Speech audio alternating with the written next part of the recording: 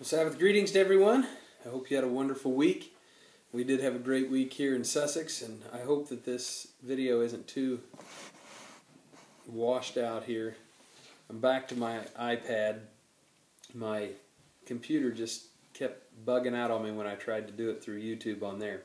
But I hope you had a good week. It's been great here. It's dark outside. Yes, it's already the Sabbath. I hope you're having a wonderful Sabbath, whether it's the beginning of the Sabbath for you or perhaps the end of the Sabbath. I hope it's been wonderful. We had a great week here. It's been relatively busy. Because it's December, there's just an awful lot of paperwork and stuff that has to be done, and so it's been a lot of paperwork going on and trying to renew hall contracts and all that kind of good stuff. There's a couple of changes coming around the area here in that regard, so please be praying about that. I would ask you to please continue to pray specifically for Milwaukee as far as our hall goes there. Our contract is up at the end of December, and so we've been looking and have some I think we're at least going to have one other option, and so do ask for your prayers in that regard. I also had a Bible study this past Wednesday. Thank you to those who were able to be there for that live. If you were not able to be there for that Bible study live, then that Bible study has been posted. The new one's posted, and that will be posted until there is another Bible study. And we'll assume that we'll be having that one the first week of January. So you can go out there, the normal place and normal routine there, to get on there and watch the Bible study. But in giving that Bible study, it just kind of got my mind thinking about a lot of things, wheels turning about a lot of things, and because of some other things that have gone on this week, I've been thinking about our children quite a bit. The state of our children, in the church, and just the state of the children in the world as a whole, in general.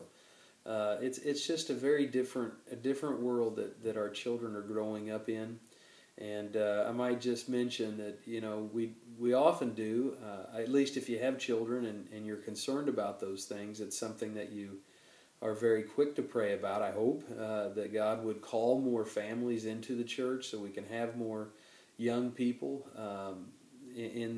perhaps in the age bracket that our children are in, so they can build friendships. And it's important to have socialization and build friendships, and we want them to be building friendships in the church. It's very difficult a lot of times to build lasting friendships with those that are in the world.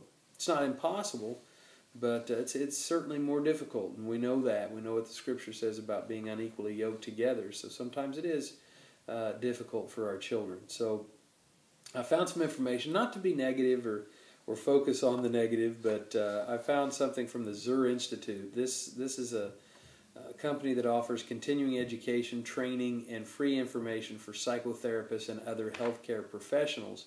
And this is in the category of violence in the media. It says here, I'm going to quote from this quite a bit, it says, TV influences behavior. But yet we know this, and I'll read a little bit more, I'll talk about it in a minute, but TV influences behavior. If it didn't, Nike, Budweiser, Pepsi, etc. wouldn't invest billions of dollars in advertisements. It says here that thousands of studies have shown that violence on TV can influence behavior and attitudes among children who watch it. Their little minds are not fully developed. The part of their brain that has to do with decision-making and risk-taking is not fully developed. And it's not fully developed, the professionals say, until they're 25. And so these things do have an impact. And yet we see TV today, it's just violent, and it's crass, it's vile and vulgar and violent, and all these things. And it affects our children. Yes, the violence does, but the other things do too. Although the cause and effect is not clear, the Surgeon General reports that TV violence is linked to aggressive behavior in children who view violent shows. Similarly, American Medical Association, American Psychological Association, UNSCO, and U.S. Attorney General have all reached the conclusion that TV violence is linked to the proliferation of violence in our culture. And we had a web commentary not too long ago from Mr. Siselka on violence in this culture and how it just seems like the violence has just been ratcheted up. We see it as again, it's one of those things, and I mentioned in the Bible study. I've been kind of thinking about the connection there, that life imitates art more so than art imitates life, and that's what we call all this stuff. TV, it's entertainment, but it's art. It's an art form. The violent videos, the TV and movies and video games and all this kind of stuff. It's supposed to be art, and yet we see that life imitates art, and that's exactly what this is saying. That it's the proliferation of violence is coming due to the fact that we have these kids that are sitting there spending umpteen hours watching violent TV and movies and playing violent video games. What it says here again is the proliferation of violence and pornography on the internet has become a significant factor in desensitizing children to violence and sexual crimes against women, children, and vulnerable minorities. Violence in the media, whether it's reflected in music, games, cartoons, TV shows, or movies, desensitizes children to the effects of violence, legitimizes and glorifies violence, and can increase aggressive behavior, or at the least increases tolerance and acceptance of violent and abusive behavior. So even if they're not, involved in the violence, they're more tolerant of it because their brains are so used to viewing it so much, they just become desensitized to it. After seeing violence on TV, cartoons, and playing violent games, violence offline seems, quote, normal. And so this is just a few lines from some of what they had to say about some of what our teenagers are dealing with, and some of the things that are affecting them. So it brings me to what David had to say, a man after God's own heart, in Psalm 101. We know what it says there in Psalm 101. He says in verse 3, I will set nothing wicked before my eyes. I hate the work of those who fall away. Those who fall away. It shall not cling to me. And so, he hates he will set nothing wicked or worthless before his eyes. And so when you think about what we're finding here with these studies, when these children set it before their eyes, maybe they're not violent at first, but given enough time, being desensitized enough, those actions will tend to follow.